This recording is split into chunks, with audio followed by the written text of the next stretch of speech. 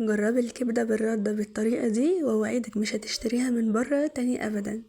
سر الكبدة بالردة المقرمشة زي المحلات واحلى بكتير كمان وانضف. هتعمليها بطريقة سهلة وبسيطة جدا جدا وكمان مكونات موجودة في كل بيت.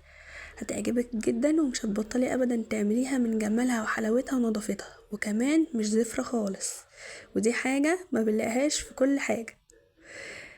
شايفين شكلها حلو جدا وكمان ريحتها بتجيب اخر الشارع. طعمها رهيب احلى من المحلات. يلا بينا نشوف هنعملها ازاي. عندي هنا في بولة هعمل التتبيلة بتاع الكبدة. عندي معلقة كبيرة من الدقة اللي احنا عملناها في الفيديو بتاع الثوم، لو عايزاه ارجعي للفيديو واتفرجي عليه. عندي كمان معلقتين كبار من عصير الليمون، معلقتين كبار من الخل. التوابل بتاعتي ملح وفلفل وكمون وكزبرة وتوابل كبدة بتتجمل عند العطار وكمان ملح. هقلب تقليبه كويس جدا جدا وكده خلاص تكون التتبيله جاهزه معايا. مفيش اسهل ولا احلى منها وموجوده في كل بيت. هتكون الكبده جاهزه معايا. بصراحه يا جماعه انا بغسلها، يعني بحطها في مصفى كده وبدلق عليها شويه خل وبسيبها تصفي الدم بتاعها وبكده خلاص انا بكون متاكده ان هي كويسه ومش زفره خالص. الناس اللي ما بتحبش تغسلها دي راحه شخصيه بقى، انا ما بعرفش بصراحه ما اغسلهاش. صفيتها كويس جدا وحطيتها على التتبيله بتاعتي، قلبتها كويس جدا بايدي وخليت التتبيله تخش لها في كل حته. اغطيها واركنها في التلاجة نص ساعه.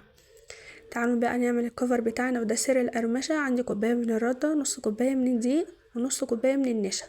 سر القرمشه هي النشا، اما الدقيق بيخلي لونها فاتح وحلو ما يبقاش غامق كده ويسد النفس. هنا خلاص الكفر بتاعنا بقى جاهز خالص. خلاص الكبده بتاعتنا قعدت نص ساعه في التلاجة. هجيبها بقى واطلع الشرايح بتاعتي كده. الحجم يا جماعه بيبقى متوسط والسمك بيبقى وسط، ولا تخين قوي ولا رفيع قوي عشان ما تبقاش تحسي ان انتي بتاكلي جلد كده. لازم يكون فيها لحمه شويه عشان تحسي بطعم الكبده.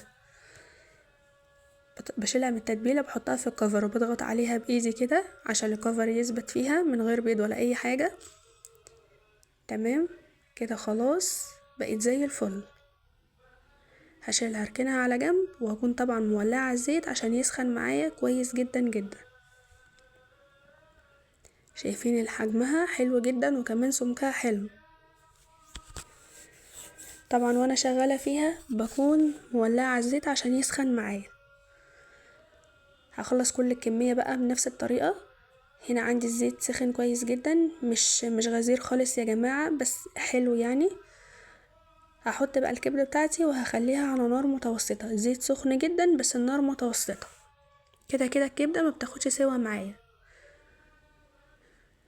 هنا خلاص حطيتها واول ما تاخد لون هقلبها على الناحية على طول. هي ما بتكملش 3-4 دقايق في الطاسة وبتكون مستوية وزي الفل بالشكل ده. ما تكتروش الزيت قوي عشان الزيت بعد الرده والكلام ده كله مش هينفع تستخدموه تاني وبيكون اغمق، فمش لازم يكون زيت غزير قوي. هنا خلاص خدت اللون الذهبي الحلو المقرمش زي ما انتوا شايفين كده، لونها حلو جدا. هخلص كل الكمية بقى بنفس الطريقة. وهنا خلاص بقت الكبدة جاهزة معانا بالشكل والتحفة والقمر والجمال اللي قدامكم ده. نسيت اقول لكم كمية التتبيلة دي لنص كيلو من الكبدة اللي هو الكمية اللي قدامكم دي. ما تنسيش بقى تحطي لايك وتشتركي في القناة وتفعلي الجرس على الكل عشان يوصلك كل فيديو جديد بقدمه. وما تنسيش تعلقي بكومنت حلو منك ودعوة حلوة من قلبك ولكم المثل ان شاء الله. جربوا الوصفات اللي انا بعملها هتعجبكم جدا جدا. معظمها بيكون اقتصادي ويعجب ستات البيوت.